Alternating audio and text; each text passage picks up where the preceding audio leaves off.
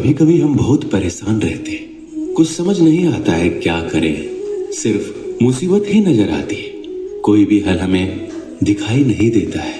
लेकिन ऐसा नहीं होता है कि आप अकेले होते हैं। श्री कृष्ण हमेशा आपके साथ होते हैं। पता है वो आपकी जिंदगी में दुख क्यों देते हैं? क्योंकि वो आपको मजबूत बनाना चाहते हैं। वो आपको आगे आने वाली उससे भी बड़ी समस्या से लड़ने का रास्ता दिखाते हैं। बस आपको धैर्य रखना होगा और आपको अपने कर्म करने होंगे। समय की क्या मजाल कि वो एक जगह टिक जाए। जब आपकी खुशी नहीं रुकी तो भला ये दुख कैसे रुकेगा? ये भी चला जाएगा जब आप इसका डटकर मुकाबला करेंगे। कृष्ण हमेशा आपके साथ है, चाहे दुख हो या सुख। किसी के पास पैसे नहीं होते, किसी के अपने उससे दूरी बना लेते हैं। सबका दुख अपने लिए बड़ा होता है, पर इसका हल क्या है? हमें दुख में क्या करना चाहिए? श्री कृष्ण कहते हैं, जो एक क्षण में बदल जाए, एक क्षण में भंग हो जाए, वो प्रेम नहीं लोभ होता है। अहंकार वो छाया है जो आत्मा की रोशनी को अंधा कर देती है। भीतर की चमक को पहचानो और वह छाया भी भाग जाएगी। लगभग हर व्यक्ति अलग अलग वजहों से चिंतित रहता है। अनावश्यक चिंता हमें कमजोर कर सकती है, इसलिए बहुत ही ज्यादा चिंता करने से बचना चाहिए। जब भी समय मिले हमें चिंतन करना चाहिए। चिंता और चिंतन में बहुत फर्क है।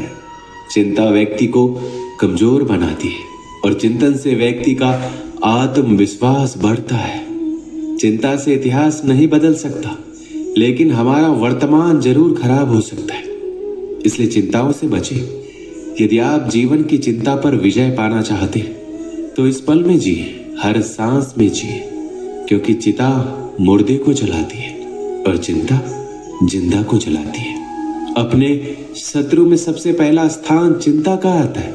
आने वाले कल का दो तरीके से आप सामना कर सकते हैं, एक विश्वास के साथ या फिर चिंता के साथ। चिंता करने वाला इंसान पल पल मरता है और पल पल जलता है। चिंता आने वाले दुख को कम नहीं करती है, बल्कि आज के सुख को लूट लेती है। चिंता अक्सर एक छोटी सी बात को एक बड़ी छाया बना देती है।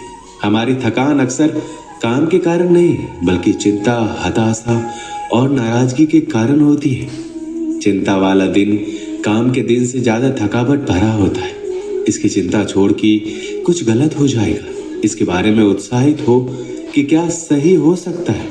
चिंता, शंका, भय और निराशा हमारे दुश्मन हैं जो हमें धीरे धीरे नीचे गिरा देते हैं। चिंता मुक्त रहो, जरा मुस्कुराओ, ध्यान से सुनो, जिम्मेदारी लेना सीखो। जो आप नहीं बदल सकते उसे स्वीकार करें। अपनी जिंदगी से प्यार करो। चिंता करना समय की बर्बादी है, इससे कुछ भी नहीं बदलता है। ये सिर्फ आपके दिमाग के साथ खिलवाड़ करती है और आपका खुशी चुरा लेती है। चिंता मतलब आपकी कल्पना का उपयोग करके कुछ ऐसा बनाना है जिसे आप नहीं चाहते। 99% चीजें जिनकी आप चिंता करते हैं वो असल में होते ही नहीं है। बीते कल का अफसोस, आने वाले कल की चिंता, दोनों ऐसे चोर हैं जो हमारे आज की खूबसूरती और खुशी को चुरा ले जाते हैं। चिंता करोगे तो भटक जाओगे, चिंतन करोगे तो भटके हुए रास्ते को भी खोज लोगे। चिंता कर कुछ हासिल नहीं हो सकता, परंतु चिंतन कर ऐसा कुछ नहीं जो आप हासिल नहीं कर सकते। चिंता और चिता में बस बिंदु मात्र का फर्क है। चिंता शरीर को चिता तक ले जाती है और चिता शरीर को सारी चिंता से मुक्त कर देती है। कुछ को उनकी खुशियां सोने नहीं देती, तो कुछ को उनकी चिंताएं जगाती है। अगर आप तनाव से मुक्त जीवन जीना चाहते हैं तो अपने जीवन की तुलना कभी दूसरों के जीवन से मत कीजिएगा। चिंता इतनी कीजिए कि काम हो जाए, पर इतनी नहीं कि जिंदगी तमाम हो जाए। हमारे जीवन के दो प्रबल शत्रु क्रोध और चिंता। क्रोध से विवेक का नाश होता है और चिंता से मनोबल का। क्रोध से शांति का नाश होता है और चिंता से सौंदर्य का।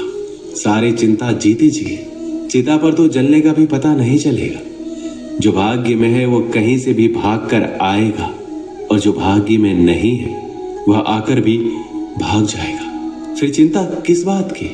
आप केवल अपना कर्म करते रहे। दुख पीछे देखता है, चिंता इधर उधर देखती है, पर विश्वास सदैव आगे देखता है। अतीत का भय और भविष्य की चिंता व्यक्ति को इतना परेशान कर देती है कि वह चैन से जी नहीं पाता। कभी कभी तो वह अपना मानसिक संतुलन तक खो बैठता है। हमें ये नहीं भूलना चाहिए कि अपराध और चिंता मनुष्य की प्राकृतिक भावनाएं हैं, लेकिन इनसे ग्रस्त हो जाना अथवा ये सोच लेना कि इनसे छुटकारा मिलना बहुत मुश्किल है, ये ठीक नहीं है। इसी सोच का परिणाम और प्रभाव व्यक्ति के मन मस्तिष्क को अस्थिर बनाए रखता है। इसके लिए मनुष्य को अपने सोच की सीमा का विस्तार करना चाहिए। ऐसा होने पर ही वह अपना सुस्पष्ट दृष्टिकोण बनाने में समर्थ हो सकता है। अतीत में क्या क्या उसके साथ घटा था, इस और उसका चिंतन कभी नहीं होना चाहिए, क्योंकि मनुष्य अच्छा अथवा बुरा जो भी घट चुका होता है उससे सीख लेकर ही अपने वर्तमान को जी रहा होता है। ऐसे में वर्तमान पर अतीत की परछाई नहीं पड़ने देनी चाहिए। ये तभी होगा जब आप स्वयं में एकाग्रता लाएंगे। हर कोई इंसान चाहता है एक अच्छी जिंदगी जिए, लेकिन कभी कभी जिंदगी ऐसे करवट लेती है कि इंसान जिंदगी जीता ही नहीं है, वो जिंदगी को काटना शुरू कर देता है। ये हिस्सा जिंदगी का सबसे बुरा हिस्सा होता है। ये हर उस इंसान को सोचने पे मजबूर कर देता है कि एक अच्छी और बेहतरीन जिंदगी कैसे जिया जाए। जिंदगी के उस दौर के अनुभव से बचने के लिए हमें कुछ अच्छे निर्णय विचार की जरूरत होती है। जिंदगी ने हमें सब कुछ दिया, मगर ये सोचना कि सब हमारा है ये तो गलत है, क्योंकि जिंदगी जितनी जल्दी हमें कोई चीज देती है वो उतनी ही जल्दी हमसे छीन भी सकती है। हमारी जिंदगी में हमारे साथ ऐसी बहुत सी घटनाएं होती हैं कि हम सोचते हैं कि ये मेरे साथ ही होना था।